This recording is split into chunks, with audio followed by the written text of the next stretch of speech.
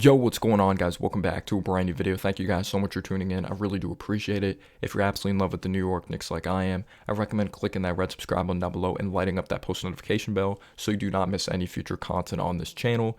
I hope you guys are doing good. If it's day or night, whatever time zone you're in, make sure you take care of yourself when it comes to physically and mentally. Mentally is just as important as physically. Make sure you feed yourself and take care of yourself. And just be very smart out there. Don't make any stupid decisions. Just try to keep your mind really fresh and try not to overthink, because I feel that's where a lot of people really get in trouble. So many people lose their lives from overthinking or mentally when they're just trapped in such a tight space. So try reading, drawing, or just watching basketball. Take your mind off of all like the bad things in the world, at any adversity that has hit you, because things will get better. It's only going to go up from here, and it's your job to be responsible with the decisions you make. But thank you guys so much for tuning in. I really do appreciate it. I just felt that message just really had to be addressed. So my question to you guys, though, when it comes to New York Knicks, how are we here? Knicks fans, you go on Twitter, you go on Instagram, Facebook, whatever social media, or X, I should say, instead of Twitter. I still say Twitter. It's Twitter to me, Elon Musk, I'm sorry. You go on Twitter, you think the Knicks season is over. The New York Knicks have only played 6 games. They're 2-4. We have not played good offensive basketball. Defensively, there are some inconsistency issues. Offensively, you could say, yeah, we need to solve some things. Our floor spacing is atrocious. The three-point shooting is really bad. There's so many inconsistencies there, and I felt that was kind of a problem entering the season. And when there is ball movement, we're not able to execute on shots. RJ Barrett obviously got injured. He's coming back, though. Certain rotations. But I'm saying, like, how are we here from a standpoint, like, the New York Knicks got off to a slow start last season, made to the second round of the playoffs, lost in 6 games versus Miami, and they ended up being very competitive. But how are we here from the standpoint, we want Randle gone again? Oh my gosh, this dude has to be one of the most polarizing, just craziest players in Knicks history. I'm not trying to discredit him as a human being, like, I'm saying crazy from the way his career has been. Like, first year with the Knicks, down. Second year, up. Third year, down. Fourth year, up again. Like, we're done with this dude, and then he gets hit by adversity, bounces up. But then I feel like when the chip on his shoulder, when it goes away, it's like, oh, where is he again? Like, he just has to have one of the craziest careers. Like, how are we here again with Julius Randle? How are we here again? And I understand both ends of it.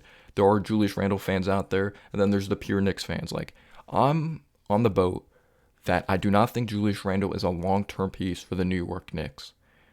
Obviously, he's almost 30 years old, so not that long-term of a piece. But I'm talking about contending for a championship, being a series contender. You cannot have Julius Randle as one of your top options because of his basketball IQ, settling for jumpers, undisciplined defensively.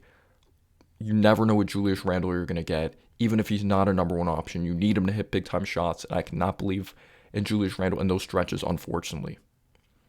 But it's not going to just be me trashing Julius Randle in this video. It's mostly like, does it make sense from a realistic standpoint, like, to trade Julius Randle now? The Knicks have had chances, obviously, to trade Julius Randle in the past.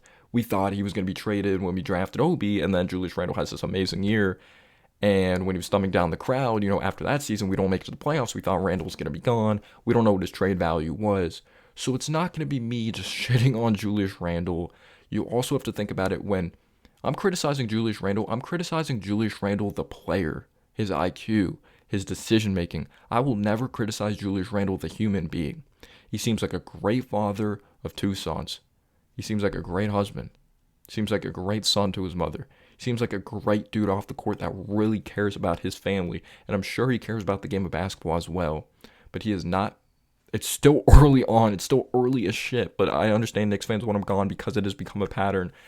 But there's the Knicks fans that are like, all right, he's coming off of ankle surgery. He re-injured his ankle in Game 5 versus Cleveland. Let's give him some time. Get into rhythm. Get some freshened legs out there. Maybe he's not getting a ton of lift. He's almost 30 years old. It's his 10th year in the league. So he's getting off to a slow start because of that. But then there's the other end of it that I completely understand. There has been this trend with Randle. There has been this pattern that he hasn't been able to string together 2 years of good basketball in a row, or 2 good seasons of basketball in a row. And it's not the ankle. His basketball IQ, the deficiency of his basketball IQ, or the inconsistency, has always been there. since coming out of Kentucky, since the Lakers days, since joining the New York Knicks, not having a mental clock in his head to get rid of the ball. It sounds like I'm talking about a damn quarterback right here. It's like I'm talking about Daniel Jones or Zach Wilson, but it's the reality. He doesn't have that mental clock in his head on a consistent basis, I should say, to learn to give up the basketball or when to attack the basket and not settle outside on the perimeter. We've seen him without the injury before in games past, the lack of getting back on defense. When he's committed defensively, he's a solid defender. And if you're not healthy enough to get back defensively and give it your all in a very crucial game like the Bucks game, when it comes to like being a close competitive game, obviously there's so much basketball to go. Him not getting back on defense, that play Damian Lillard had the and one, it looked like he wasn't even trying out there. If you're not fully 100%, don't play. Because you're hurting the team. I understand you want to be a tough guy, but you also want your team to win and you want what's best for your team. He's obviously off to a terrible start efficiency-wise, but it's not just Julius Randle, like Josh Hart, inserted starting lineup, can't shoot a three. So there's more outside of Julius Randle that there's struggles offensively. What are we shooting 38, 39% as an overall team to start the season? It's really bad. And I feel like we've been talking about Julius Randle for a few years now, or a couple years that we've wanted this guy gone, but then it's like, well, he bounced back from adversity. He was one of the main reasons we went to the playoffs, but this is one of the issues here. Julius Randle has shown, like, he's probably going to turn it around. He's going to turn it around statistics-wise. He's probably going to hit some big shots for us. Will he do it on a consistent basis? Probably not, or we don't know. We'll see what goes on to happen. We know he's capable of rebounding the basketball, but then there's also plays that he doesn't box out. So he's going to turn it around. But the reality is we've seen this with Julius Randle. It's not even just playoffs. I know he hit that wild shot versus Miami, but there's also been more bad than good when it comes to Julius Randle down the stretch of games. There's been more bad than good when it comes to decision making, dribbling the freaking air out of the basketball, not making the right decision. He's just proven that he can't step up down the stretch. And when adversity hits, this dude just goes crazy. I just feel like he cannot handle adversity. And if Randle goes on to be traded to a small market team and he balls out, I'll be happy for him. Because the reality is I don't think he could step up on the big stage when it comes to MSG or playing for the New York Knicks. There's been an inconsistency in the playoffs. And again, if you're missing shots, I understand it. But if there's a lack of hustle, you're still not making good decisions with the basketball. It's your 10th year in the league. It's unacceptable. It's unacceptable. So you cannot count on this guy on the big stage. He definitely brings some physicality, but he relies on the three ball way too much. He takes too many threes for someone at his position that is so strong and so physical, not an extremely efficient player. But the reality is, what would you get for Julius Randle if you trade him? What would you get? Because he has talent. He has been to an all-star game 2 times. He's been All-NBA a couple times, but you never know what Randle you're going to get year after year. It's like when the chip on his shoulder is gone, it's like, does he have a chip on his shoulder? Like, first year didn't play good, so he probably had some, like, obviously he was under David Fizdale's system, so he probably had tons of motivation. I'm proving everyone wrong. Everyone wants me traded. Bam. He balled out, made an all-star team. Then he thumbs down the crowd the next year, doesn't play good basketball. His efficiency dips, doesn't play good. Because it's like, oh, I proved myself, so I wonder if there's kind of a cool element to it, like, oh, I can calm down now. I kind of solidified myself in New York. I got my money and all that. But then, after having that bad year, it's like motivation proves himself again, and then he's off to a slow start again. So he has to be one of the weirdest players that I feel like we've ever analyzed, or any basketball fan has ever analyzed in NBA history. Hits these fall-away jumpers, consistently in the playoffs, or in the regular season playoff time. It's like, what the hell? Like, I understand he took these in the regular season, but they're not falling, and he starts to settle for them too much for someone with so much physicality that he's posting up, he has Niang on him, and I'm like, you're settled for a fadeaway? I just don't understand that.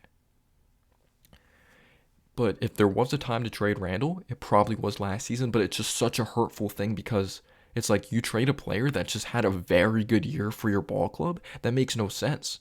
But you have to look at the long term. Can this guy step up in high pressure situations? Yes, his stats were amazing. One of the main reasons we went to the playoffs.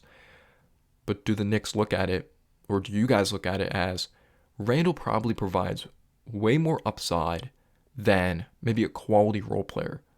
But would you rather have Randle, who has extremely great talent, but you never know what Randle you're going to get? When it comes to effort on the defense side of the basketball, getting back, body language, He's going to put up tons of points. He's going to get rebounds. Would you rather have that, or would you rather have a player you don't have to question his effort? He's going to go out there and compete. Probably going to give you just 12, 13 points per game, but he's going to compete on both ends of the floor. He's going to have a great attitude, and he may be more of a system player when it comes to reining in his game, but you don't have to question his effort. I'm getting to the point I'd rather go with that. Because injury or not, give effort out there on the basketball floor. If you're not good enough to play, I understand there's a competitive edge, but don't play. You're holding back the team. I don't like having that thought in the back of my head with one of our best players on the team that it's like, does he give a shit? Like, we know Jalen Brunson gives a shit when he's out there on the floor. We know RJ gives a shit. But the inconsistency of there's a night Randle looks like a freaking bulldog, and then there's a night he doesn't look like a bulldog. So the Knicks are going to have to look at desperation mode from other teams. I don't think they're looking to trade Randle right now. It's so early on in the season, and I feel like there is a loyalty. Like, this guy took us to the playoffs even when we didn't have Jalen Brunson. He didn't play well in that Hawks series at all. Shot terrible, just historically terrible efficiency, terrible decision making with the basketball. He had the injury in this past playoffs. I understand that, and he was like, there was moments he was competing. There was times he wasn't really hustling, but he was on the ankle injury. I completely understand that. But then there's also plays I'm like, that has nothing to do with an injury. That has to do with his mind and processing the game. He doesn't process the game at a very high level when it comes to double teams on a consistent basis, because we have seen that he has done that. Like in the Hawks game, he processed the game very well, but there's an inconsistency, and I don't feel like you should take that risk of, is his IQ going to be better in year 10, in year 11? But Julius Randle off to a bad start, 13.7 points per game, 10.5 rebounds, 5.2 assists. But he's shooting terrible from the field on 16 shot attempts. He's shooting 27% from the field, 22% from three. I believe that's going to get better. But in the long term, can you win something with this guy? That's the real question. You look at Julius Randle's contract, or I actually wanted to get into like the desperation mode of other teams. It's still very early on in the season, because I started to get into that and then I went off. I apologize. The Grizzlies are 0-6. And if the Knicks are looking to trade with the team, it might be the Grizzlies.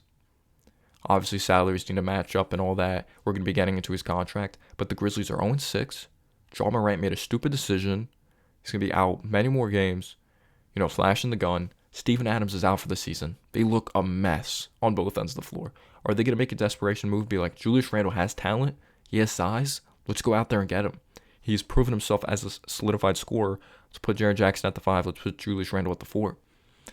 And I don't know if there's anyone the Knicks would be interested in, but Santi Aldama, maybe you could add in as like a 4, but obviously doesn't provide much upside.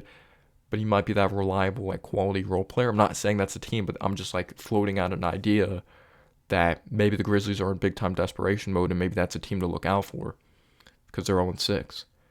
And obviously, Ja's still going to be out a good amount of games. But you look at Julius Randle's contract. He's going to be making $25 million this year. And then the upcoming season after that, he's going to be making $27 million. And then then in the 2025 to 26 offseason, he has a player option, which is $29 million. Does he decline that player option? Does he explore his options for another team? Who knows? Julius Randle could be here again next season. Then he proves himself and then does the same shit. Like, you just never know with this guy. But he has a player option, $29 million. Will he look to explore his options? And then in 2026, unrestricted free agent, but obviously he would be a free agent if he goes on to decline that player option. So right now, do I think the Knicks are looking to trade Randle? No. But they have to recognize that this guy has made the same mistakes in a Knicks uniform, even if it's very early on in the season. Do I still think the Knicks are going to the playoffs? Yes. But it's just going to be the same story with Randle if we go to the playoffs. Unfortunately, I cannot count on this guy to step up in the playoffs. It's sad reality. It's really sad because RJ, who's in year 4 last year, I'm not saying is the next coming of Jesus Christ or anything like that, but he figured things out IQ-wise before Randle did. And that speaks volume because he's a younger player. Sometimes experience or age doesn't matter. I know everyone develops at their different pace, but RJ's a younger player, and he figured things out in the playoffs before Randle when it came to processing the game. So let me know down below your thoughts. I don't think the Knicks would personally get a lot back for Randle, but the Knicks fans also may get to the point like, I don't really care what we get back for this dude. I want someone that gives it their all. We may have a lower upside, but I do not care. Just get him off the team. He's a tease. I'm rooting for him as long as he's a Knicks uniform. I hope he's successful. Let me know down below your thoughts. Peace out, y'all.